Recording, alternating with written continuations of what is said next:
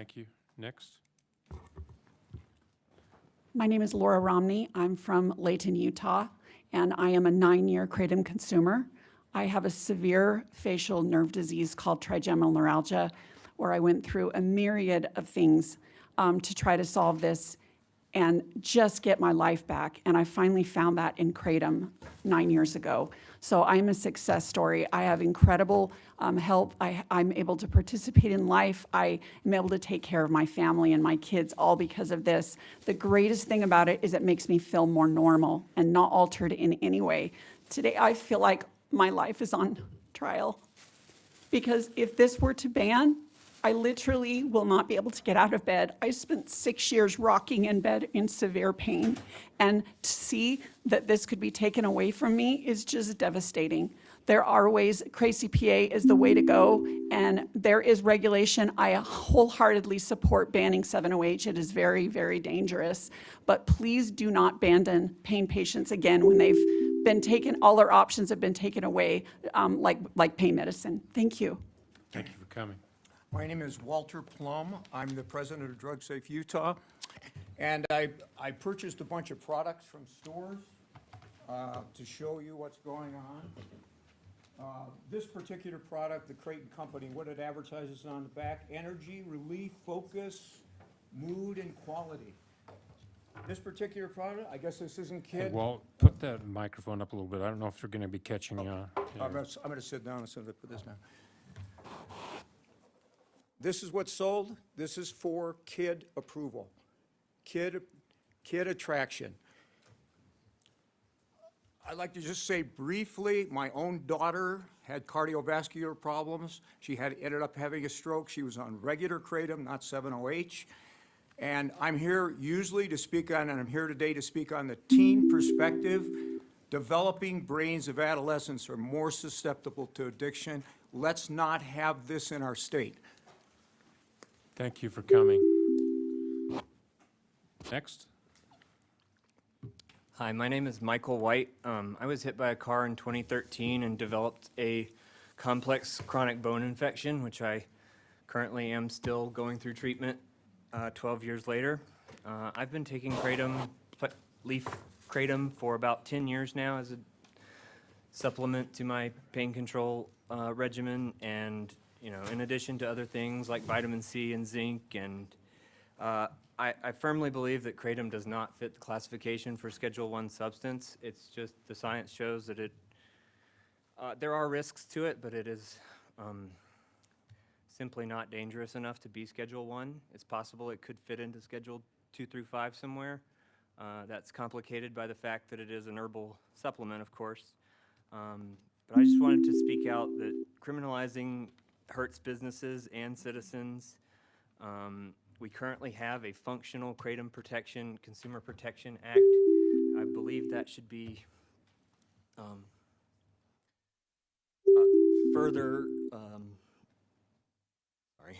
I believe that should be expanded, and possibly even we could have a situation where Kratom may be available in a dispensary system, similar to how medical cannabis is, and that way it would have a doctor's Thank you for coming. approval.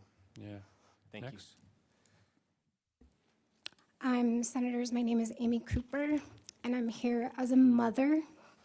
My son is a good kid with enormous promise. He returned home from a church mission and was playing collegiate volleyball here in the state and was building his future. During a tournament, he and a friend stopped by a gas station, and they came across a product similar to this. It was marketed as natural, calming energy in a shot form like this. It was something to help focus. It looked like a harmless wellness drink. He didn't need to show ID, so he assumed it was safe. And he recognized that it had kava, but he didn't know what Kratom was. It was labeled herbal and sold next to energy drinks, and it seemed like no big deal, especially here in Utah. That single purchase turned into dependence, which turned into addiction. Over time, this substance changed how he thought and functioned. He lost his job, dropped out of school, and moved out of state. Thankfully, he's one of the lucky ones who's now 35 days clean, working with professionals to get his life back. But I lost my son for a year. It's not a harmless substance. It's a mind-altering, addictive substance being sold only openly in gas stations without age restrictions. Thank you. Next. Thank you for the opportunity to speak. My name is Matt, and I'm a Utah resident. I'm here today because Kratom has been essential to my health and stability.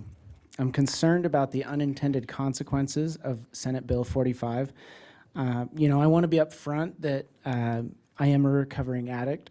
Earlier in my life, I was addicted to benzodiazepines, cocaine, and Oxycontin. I got clean in 2009, and protecting that recovery is of the utmost importance to me. In 2013, so 3.5 years later, I began experiencing severe anxiety and panic attacks to the point where I was debilitated. I couldn't go to work. And I had a physician recommend that I go on benzodiazepines, and given my history, I knew that that was not a safe option for me. So while looking for alternatives, I found natural kratom leaf.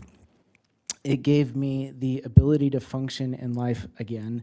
And I don't say this casually. It quite literally saved my life. I was considering going back to the temptation to go back to all the street drugs was so powerful when you can't even function as an adult without having a panic attack. So for 13 years, I've used kratom responsibly. My dose has remained the exact same. I don't escalate. I think that's probably why I don't have any of the major side effects that people report, and I live a productive, law-abiding life. So I want to be clear, I support Senate Bill 48 that bans 7-ohydroxymetrogenine. And my concern with Senate Bill 45 is that it fails to clearly distinguish between those synthetic products. And I looked it up because I was not aware that metrogenine metabolizes into 7-OH in the body. And according to ChatGPT, 0.01% I need you to of finish metrogenine that. does. Thank you for Thank you. coming. Yeah. Yep. Next. Gail Rosica with Utah Eagle Forum. I'm not an expert. I've done a lot of studying on this. I've listened to the experts today. I find it astounding that you've got all the doctors and, the association here and all the people that we've heard from today, from the poison control, as all the things that I read about, I studied about, things we began to hear from people, and I can tell you that as I've spoken out about this in many places, I hear more and more from people. It's not good. Why would we even allow it to continue to be sold and risk somebody's life, addiction? It's unbelievable to me that it isn't banned. And I hope that you will vote for this bill, and I hope you will ban this. And I just want to quickly say, in listening to Mr. Plum's story, he didn't get to finish, but his daughter was only on something as innocent as drinking tea, and she had a major stroke, and it's completely changed her life, all because this stuff was so easy to acquire. Thank you for coming. Let's see. Looks like we've still got some that are against. Any additional in the room that were for? Okay, we'll take you. Looks like there's 3 of you. Okay, 4? 4 total. Okay, and that's it. And so let's go ahead and utilize both seats, and please be efficient. You got 1 minute. No, we're not taking any additional. Sorry, I saw a couple of people stand up. We're taking these 4 in the room. Then we're going to go online. Thank you. I appreciate you coming, though, and I apologize that we. Okay, let's go ahead. Hi, my name is Stephanie Van Dyke. I come here today as a mom. I come here today as a recovering opiate addict. I was addicted to pain pills for 15 years. Pain pills, opiates completely. You might want to pull that microphone right up to you. There you go. Opiates completely and entirely ruined my life. I was able to destroy my life over and over and over again in 15 years just because of opiates. I did find recovery 11 years ago. In my first year of recovery was really, really hard. I had multiple relapses, struggled and struggled. I ended up finding Kratom, and I have been clean and sober since then. It doesn't make me high. It doesn't make me want to go out and get more. Most importantly, it doesn't make me feel like I want to go out and rob a pharmacy to get more. I just want to stick with some facts here and just say, in 2024, 7 million people died from tobacco. 3 million people died from alcohol. And in 2024, only 300 people died from Kratom. I'm saying, and I feel, that it has saved my life and it has saved so many other lives. To straight out ban plain leaf powder would be a death sentence in my life. Thank you. Thank you. Next. Make sure Hi. you sign the form if you didn't already. Hi, my name is Corey. I was an alcoholic for 8 years until I found Kratom. Within the first dose, completely took away my desire to drink, and I haven't had a single drink, with one exception, in the last 9 years that I've been taking Kratom every single day. It literally saved my life. I have 2 nieces that are emotionally dependent on me to be there because their father is currently handicapped by alcohol, and if this is taken away from me, I fear that I might fall back into that same trap. I want you all to think about what the alternatives are. If you take away the leaf, I don't care about the processed stuff, do whatever you want, but if you take away the pure leaf that God gave us that can literally dry in the sun and that you can consume, you will be forcing people to go buy stuff on the street from illegal drug dealers. That is the truth. And people are in pain, they're gonna do whatever they can to get away from that pain. We all clearly care about this very much. We all care about each other, and I just hope you make a reasonable decision for this. Thank you. Thanks for being efficient. You get extra brownie points. Okay, I'm go going to ahead. do even better than that. I'll just do a bullet point, if that's okay. I had a whole stack of cards I was going to read, but real quick, I'm 63. In 2008, I went to the state fair and injured my back severely. Had 3 surgeries, all that failed. I now walk with a walker. Oh, I had to le- apologize. You didn't give us your name when you Oh, started. I'm sorry, Robin Boulay. Okay, thank you. I apologize. I wanted to be quick and efficient. Anyway, so yeah, I went down the road of opioids. I was dependent on them for 10 years. I got myself off of them on my own, detoxed at home, took over 6 weeks to get clean. I then, because of my family being concerned about my opioid use, and yes, they had a right to be, I white-knuckled it for 6 years. Occasionally, when the pain got so bad, I drank alcohol. I heard a couple of things here today. I'm going to skip the rest of my story. I heard a couple of things here today that I want to be clear on.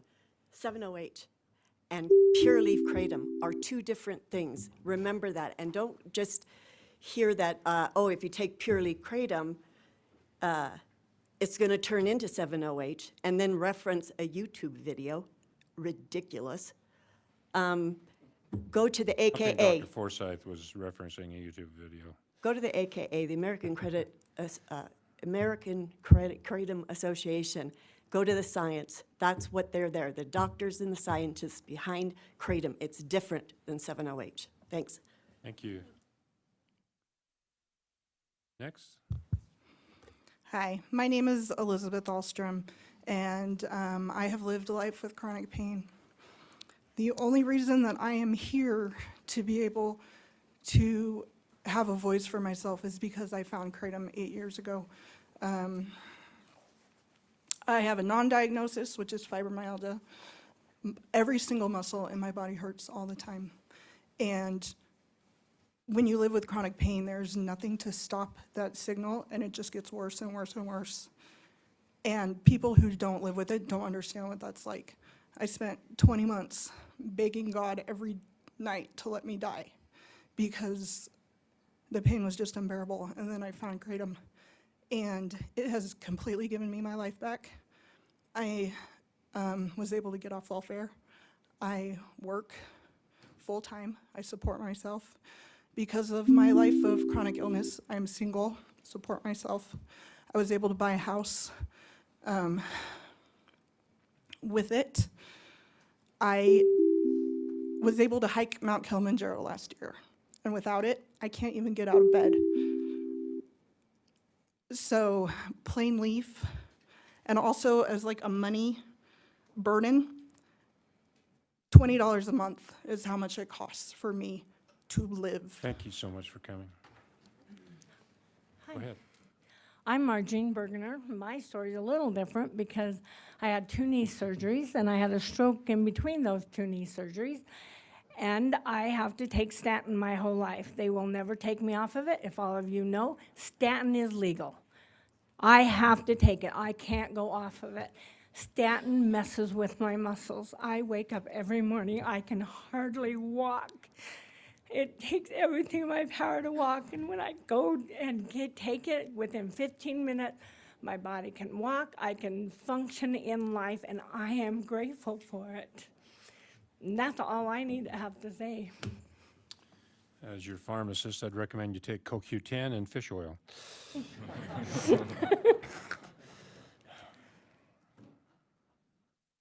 Go ahead. Yeah, I can begin here. My name is Chad Potts. I am from Salt Lake City, Utah. I will start off that I was a severe alcoholic. I tried Kratom kind of just to have a replacement, didn't know that it would help me, and it completely eliminated my desire to drink. I'm now very boring. I don't like to go out. I've actually quit Kratom now, and I've had nothing but, it was much easier than quitting coffee. I can say that they've given me prescriptions for antidepressants, for gut problems that actually have black box warning that will kill me, that will give me seizures. And yet, I hear these fear factors on Kratom, and I've had nothing but good things to say for it. And it's literally has saved my life, and I will say that. And Hear me? Yes. Hi, my name is Amanda Rayner. I live in Nashua, New Hampshire. I'm calling in because calling to let you know I was on pain medication at the early age of 9. I live with 10 out of 20 of the most painful conditions to live with, trigeminal neuralgia being one of those. That's also known as the suicide disease. I was basically told by my doctor, there's nothing more we can do with you. They've exhausted all options because pharmaceuticals just are not working for me. And that does happen. Almost 9 years ago, I found Kratom. I've been able to get out of bed. I've been able to get my life back. I was able to attend my son's graduation, which I would not have been able to do. Simple things, being able to get out of bed after living as a disabled woman for the majority of my life has not been fun. So I'm asking you to please follow the science. Do not ban any of all of these alkaloids. Putting a ban on it stops all studies on it, and that does no good for anybody. We need regulation, and that is key. People need to be accountable for anything and everything they do. Alcohol is legal, cigarettes are legal. Kratom needs to be kept legal. Thank you for your time. Thank you. Next up is Jordan Richard. Hello.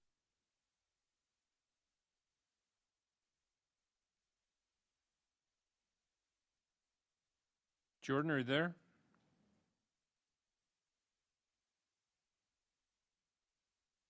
Jordan? Okay, moving on. Misty Brown. Hi, can you guys hear me okay? You can. Can you turn your camera on? It shows it's on my Oh, end. there we go. Yeah, I'm sorry. I was looking at the wrong screen. Go ahead, Misty, go ahead. You've got a minute. My name is Misty Brown, and I represent myself. I am from Colorado. I would like to say that I would like to disclose some conflicts of interest going on here, including Senator McHale, who is trying to represent a client from Kratom, and some anti-Kratom people that are on this call also are involved in lawsuits. Here's my testimony. From 2008 to 2019, I was prescribed FDA-approved pain pills, benzos, and muscle relaxers for degenerative disc disease. Over 11 years, that began as pain management slowly turned into dependency and addiction. In April of 2019, I was dismissed from pain management after failing a required pill count. I was 11 pills short. Cut off from prescriptions, I turned to the streets in desperation and briefly fell into cocaine use while searching for another doctor. In June of 2019, during cocaine withdrawal, I watched the documentary A Leaf of Faith. The very next day, I began using regulated whole leaf Kratom, not synthetic 7-OH. I purchased it legally, and it was secured in a locked case, and I was carded. Kratom quieted the cravings that had controlled my life for over a decade. It gave me stability, clarity, and the ability to address the root causes of my Misty, addiction. thank you. We've got to move on, so thank you for testifying. Thank Next up you. is Dylan Smith.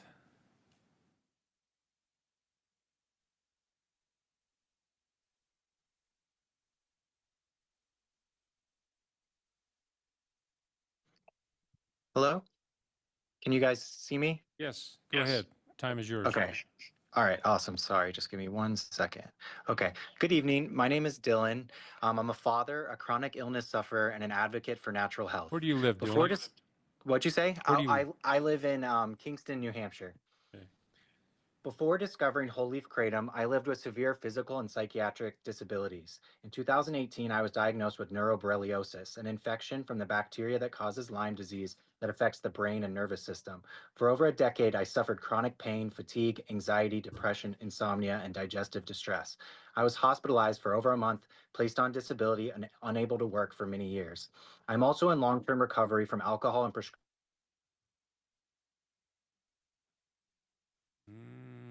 Dylan, we lost you. Okay, we're going to move on. Next is Sheldon Bradshaw. Hi, my name is Sheldon Bradshaw. I'm testifying on behalf of Botanicals for Better Health and Wellness in opposition to Senate Bill 45. Where do you live at, Sheldon? I currently live in Virginia, but I spent many years in Utah. I'm a graduate of Brigham Young University and worked for many years at Geneva Steel outside Provo. I am an FDA regulatory attorney and previously served as the Chief Counsel of the United States Food and Drug Administration and as a Deputy Assistant Attorney General at the U.S. Department of Justice. And I wanted to speak in opposition to the bill and raise just several quick points. First, the FDA has already gone down this road in considering the question of scheduling kratom. It came to the conclusion that kratom does not constitute and warrant being scheduled under the 8-factor analysis to schedule a product. Instead, in July, the FDA and the HHS held a press conference and announced that they were going to ask the DEA to schedule 7-hydroxymitragynine. It made it very clear and was at pains to note in both the press conference, which I attended, and in a press release, that its focus was not on natural kratom because it did not warrant being scheduled.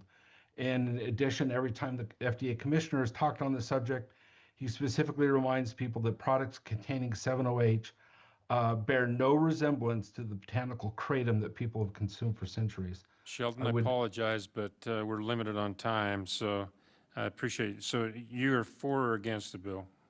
An opposition to the bill. Okay, thank you.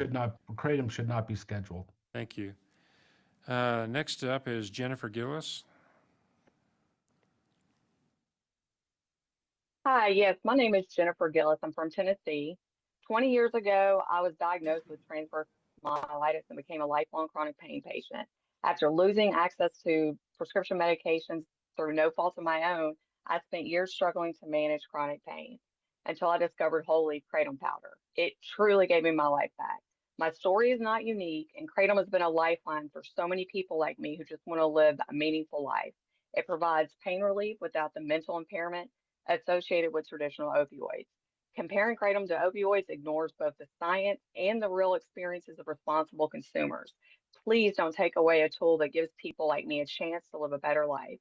Regulate, age restrict, and most importantly, enforce it. Thank you. Okay, next up is Heidi Sikora. Hello, Chair and members of the committee. Thank you for the opportunity to speak. My name is Dr. Heidi Sikora, a doctor of nursing practice with decades of clinical and leadership experience. I volunteer as the Where do chief you live, scientific. Dr. Sikora? I actually work for the International Plant and Herbal Alliance based in Salt Lake City. Okay. I volunteer as their chief scientific officer. And I actually live in Illinois and Wisconsin. Thank you.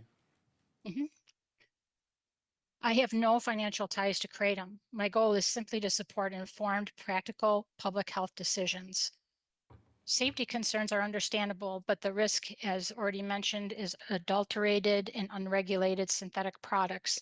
There are hundreds of peer-reviewed studies that now describe Kratom's chemistry, pharmacology, and public health impacts. Natural kratom leaf does not activate the biological pathway responsible for dangerous opioid-type respiratory depression. This is life-saving for millions or I should say thousands of people that use it as a harm reduction tool. National surveys show that most adults who use natural kratom leaf do so for chronic pain, and the majority do not have any history of addiction. At the same time, many adults in recovery also live with chronic Thank pain, you, Dr. and when that Sikora. pain is not Thank you, Dr. adequately Sikora. We're limited on time, so we have to move on. Thank you, though, for I would like participating. to point out that that the proponents of this bill had their scientific experts, and yet the proponents or the opposition of the bill had no scientific experts that were able to testify. Thank you. That's actually not true. We had 2 or 3. So we'll move on now. Next is Jen Mercier. Hi. You can see me? Yes, go ahead. Okay, great. Thank you. My name is Jen. I'm from Kingston, New Hampshire. I think it's important to be clear about who Kratom consumers actually are. Not all Kratom users come from the addiction world. Many of us come from chronic pain, wellness, and traditional herbal communities who use plant-based tools responsibly. I lost my father to alcohol. I understand real harm, and also pharmaceuticals and other substances. But that experience also makes something very clear to me. I do not have the right to control the choices of other consenting adults, especially based on weak or misrepresented evidence. I'm currently not using Kratom. Yay me, it means I'm not in pain. It's one of those things that I can take it when I need it and not when I don't. For every person you believe you may be saving through prohibition, you'll be criminalizing and destabilizing the lives of hundreds, if not thousands, of responsible adults. Adverse event reports generate signals. They do not prove causation. Policy should be proportional, evidence-based, and focused on standards and transparency, not fear. You are a leader in that, and I'm completely disheartened that this is even on the table. There is no high quality clinical evidence showing that Kratom independently causes liver damage. The reports are often cited are isolated case reports, not controlled studies, and they Thank you, cannot Jen. establish I appreciate you testifying. We've got to move on. So next is Seth Stewart. Yeah, I'm Seth Stewart from American Fork, Utah. So I have a friend Utah. who used to work with a Kratom distributor, and the market for this thing has grown enormously, as was testified previously. There are millions of users in the United States. And at the time, it was very much downplayed as far as any safety considerations were concerned. His boss would say it was totally harmless when he knew that there had already been a fatality among his own immediate contacts there. And the number has grown very significantly since then. This is something that does need to be studied more. I'm having deja vu from Proposition 2 and the marijuana regulation here in the state of Utah, which was originally proposed as a medicinal, but ultimately had all these backdoors for recreational use. I am firmly in the camp of the recreational use at a minimum should be barred, because that's introducing problems where there were none. Thank you. Thank you very much.